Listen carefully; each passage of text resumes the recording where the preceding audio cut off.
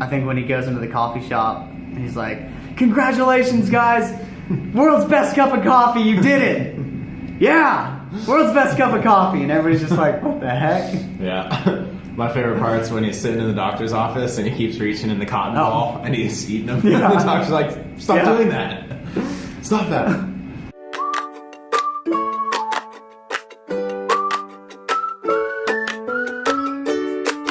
Do I have to take a big risk to be an entrepreneur? Do I have to take a big risk to be an entrepreneur? It seems like you do, from the outside looking in, doesn't it? Like From the outside looking in, it would appear that entrepreneurs take a huge risk. It would appear that way. And some do, but the truth is, some don't. Yeah, I guess to jump in, we got to define risk. Mm-hmm. Some people are going to think of risk as being like financial risk, i.e. going into debt, levering up your company. Mm-hmm. But there are other risks too. There's risks of hurting your relationships with your family because of the time. Yeah. There's risks of potentially needing to quit your day job in order to start your side hustle. Mm-hmm. What other risks can you think of? Having to move, relocate, your health. Yeah, that's a big one. Your mental state, both physically and mentally. Okay. I think that those cover the obvious ones. Okay. But yeah, there's a lot of risk, not just financially, when it comes to being an entrepreneur. But the question today is, do you have to take a big risk to be an entrepreneur? Oof.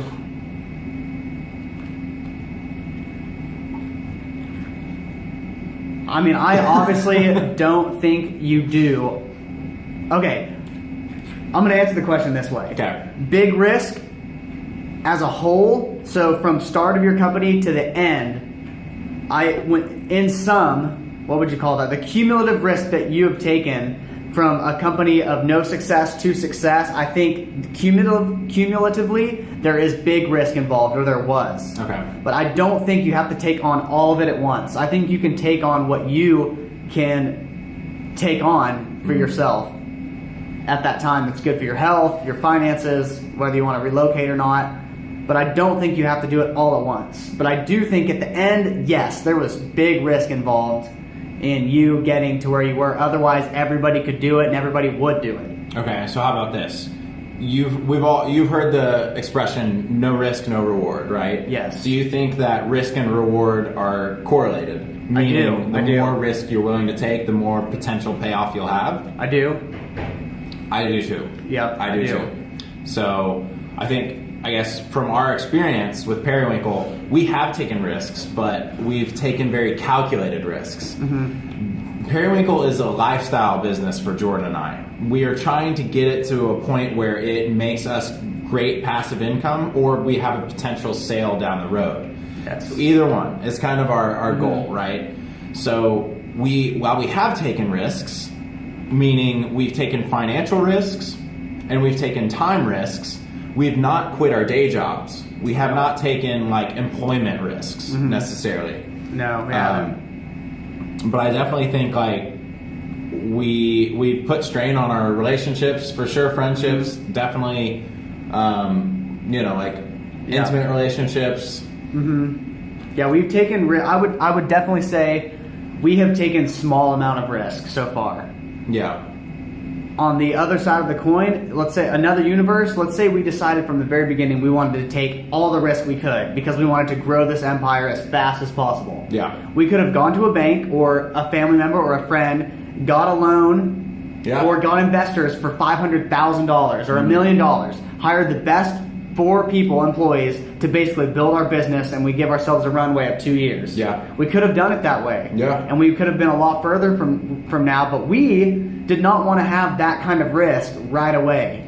We wanted to take on the risk ourselves in the sense that we would be working it. We would be having to hire, and we would be doing it ourselves, staying up late, sacrificing a little bit of health, etc. Yeah. But that's really the difference, is you can go either way, but you don't have to do the big risk all at once.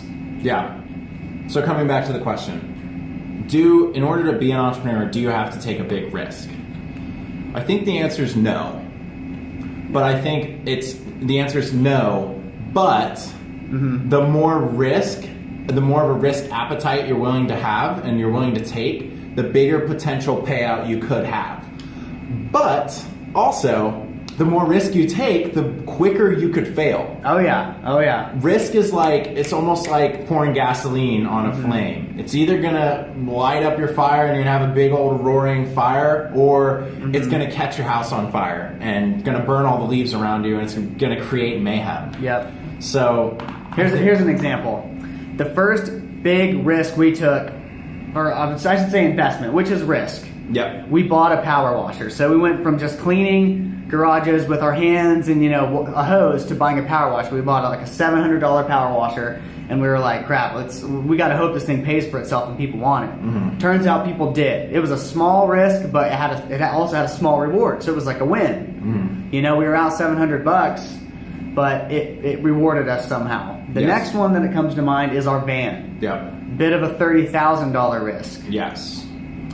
Much bigger of a risk, but it came with a much bigger reward, because now every time we're driving around, we have enough room to put all of our supplies. Billboard. It's a mobile billboard. And it's a legitimacy thing. It is. We went from driving a SUV with branded windows to having a fully wrapped commercial vehicle, which takes the seriousness from, these are just a couple kids, trying to make extra money on the weekend, to okay, this business seems pretty legit. They have equally, if not better looking commercial vehicle than most other companies in Oklahoma. Yep. So point is, we have taken a lot of risks, but we have taken them one step at a time. Whereas we could have, from the very beginning, bought the power washer, hired the employees, bought the van, paid to get a website done, paid to get a lawyer to protect all of our things that we weren't even sure about. We could have done it that way, but we didn't see that it was the best way for us to do that.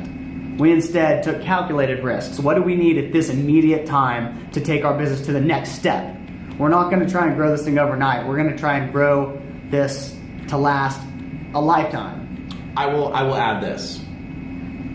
I would not have changed the way we started and we ran our business, because to all you young entrepreneurs out there, the amount of things you will learn from doing it yourself, doing the website yourself, doing the work yourself, doing the hiring yourself, the doing it yourself instead of paying for it, the things you learn from that experience and choosing to go down that route far, far, far, far, far outweigh the benefits you would have had from having like a turnkey service ready to go a month later instead of maybe 2 years later. Starting out, once you have your first successful exit, or once you've had a first successful business and now all of a sudden you have this money to throw around to get a lot faster on your second, third, fourth, and fifth venture, that's when it makes sense to pay for it, throw the gasoline, take the risk, because you've already learned all of those other steps. You've already learned how to do the finance and accounting yourself. You've already learned how to do the hiring yourself. You know what your business needs, instead of just being the one that was able to take on the risk of $1 million. Yeah. Because if you sit down, say you're wanting to start an app, and you sit down with a developer and trying to hire somebody, and you have no idea what you're talking about, no idea what to look for, how are you going to know if you're hiring somebody who's any good? You're not. That's the case for doing it yourself on your first few businesses. And then once you got a little gray hair, pay for it. Yeah. That's my 2 cents on the risk thing. Yeah, that answers the question. Do you have to take big risks to be an entrepreneur? The answer is no, but you do get more reward out of more risk. Yes. It's as simple as that. Caveat to the young people, personally, take risk, but you usually don't have the credit to actually lever up to get debt. You usually don't have the cash to put your own personal assets on the line, and you usually have a plethora of time. Those are usually complete opposite when you're older. So if you're young, take advantage of the fact that you're young. Man, I'm going to throw this in there too. If you're young and you want to be an entrepreneur, man, think of all the time and money you could save if you just didn't go to college. You just went into the profession and just started building your business. You could be a billionaire by the time you're 23 years old. Yeah. 5 years. Yeah. From graduation, day one you graduate, you get your team together, and you start building this idea you've had since you were born, Yeah. Think of all the time you don't waste. I'm not saying college is a waste, but there's a lot of wasted time in college. Yeah, there's a lot of wasted time. You don't have to have a college education to build the business that you've always wanted and a service or a product that the world needs. How many times have our customers asked if we graduated from college? 0. I don't think they give 2 Zero. craps about our degrees. 0. They care about what fan we are, whether we're OU or OSU. But I mean, you don't have to go to college to be a fan of a team. No. You also don't have to go to college to start your own business. No, you don't. I bet you weren't expecting that. A little bit of caveat. All right, wrapping it up. Jordan, do I have to take a big risk to be an entrepreneur? No. You do not have to take a big risk all at once. You can take little steps of risk and you can grow your business slowly, which is what we recommend. Because like you said, you learn how to do things yourself, and by learning how to do things yourself, you actually can make educated decisions for what's best for your company when you do want to just throw money at people to do it for you. Yeah. One brick at a time, people. Don't be in a rush when you're young. Everyone wants to be on the cover of Forbes when they're 24, 25, but take it from us. The stuff you learn from taking your time and doing it yourself on your first business will pay dividends in the future. It just will. All right. Follow us on Instagram. At Mickey Jordo is me. Yeah. At Lewandowski. At Lewandowski. How do you spell that one? At LEW_AND_DOWSKI. That's it. All right. All right. Follow us, y'all. Until next time.